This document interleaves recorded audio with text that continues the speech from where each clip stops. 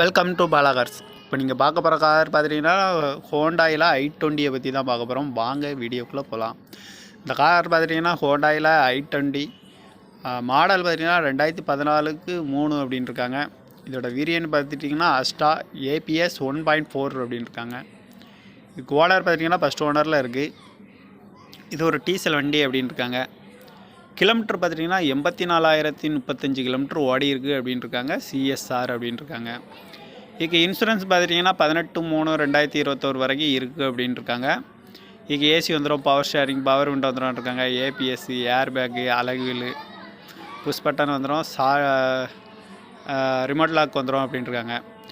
பார்க்க வேண்டிய இடங்கன்னு பார்த்துட்டிங்கன்னா தர்சன்கார் ஈரோடுங்கிற இடத்துல இந்த கார் பார்க்க முடியும்னு சொல்லியிருக்காங்க.